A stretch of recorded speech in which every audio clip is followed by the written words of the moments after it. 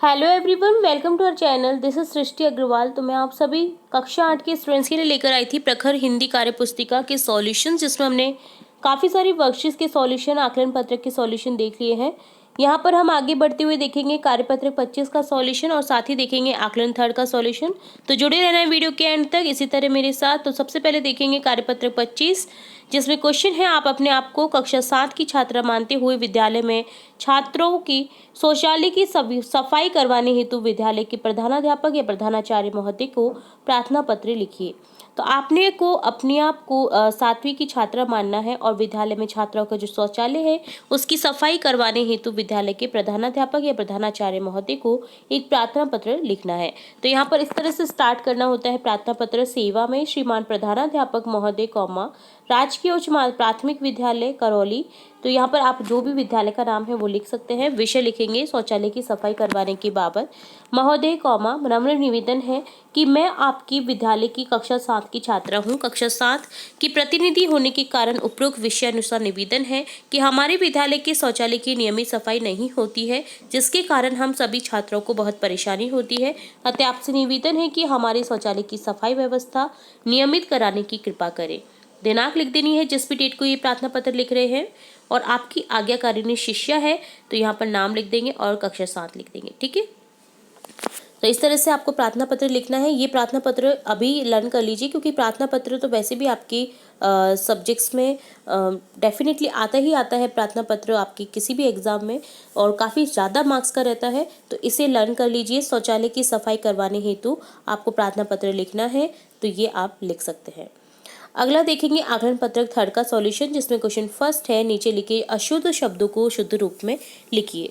तो यहाँ पर अशुद्ध शब्द है जिन्हें आपको शुद्ध करके लिखना है। जैसे प्राथमिक में मैं बड़ी की मात्रा दे रखी है, जबकि होता छोटी की मात्रा है। तो यहाँ इस तरह से लिख देंगे प्राथमिक। फूल फूल, हिंदी हिंदी, बदर बदर नहीं होता, बंदर होता है। ठीक है, सेकंड क्वेश्चन है, गद्यांश को पढ़कर के प्रश्नों के उत्तर दीजिए। यहाँ पर गद्यांश दे रखा है, घटना अप्रैल 1799 चौथे मैसूर युद्ध के मैदान की है।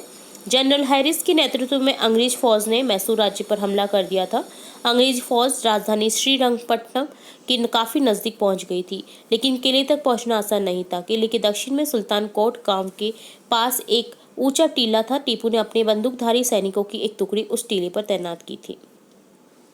तो मैसूर युद्ध, जो चौथा मैसूर युद्ध हुआ था, उसके बारे में यहाँ पर जानकारी दी गई है। तो यहाँ पर क्वेश्चन है, आसान शब्द का अर्थ है, आसान का होगा सरल।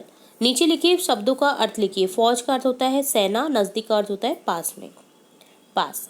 टीपू ने अपनी सेना की टुकड़ी कहाँ तैनात कर रखी थी? तो किले के दक्षिण में सुल्तान कोट गांव के पास टीले पर। ठीक है, दूर शब्द का विलोम है नज़दीक।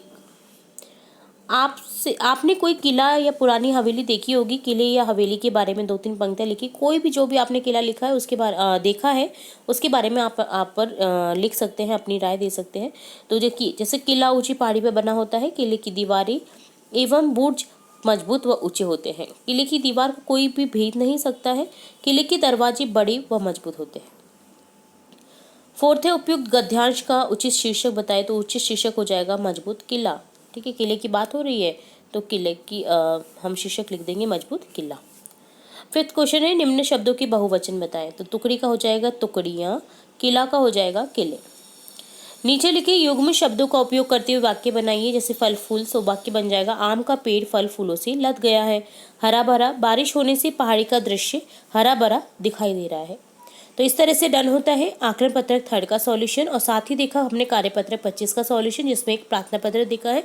दोनों ही जो हमने देखे हैं यहाँ पर आकलन पत्रक थर्ड और कार्यपत्रक 25 बहुत ही इंपॉर्टेंट है। एक्स्ट्रा क्वेश्चन भी आपको देखने को मिले हैं यहाँ पर, तो इन्हें जरूर से लर्न कर लीजिए। और इसी तरह आगे भी कार्यपत्रक देखेंगे हम, और भी इंपॉर्टेंट वीडियोज़ आपकी कक्षा से रिलेटेड देखेंगे। तो जुड़े रहें हमारे चैनल के साथ। वीडियो को पूरा देखने के लिए धन्यवाद।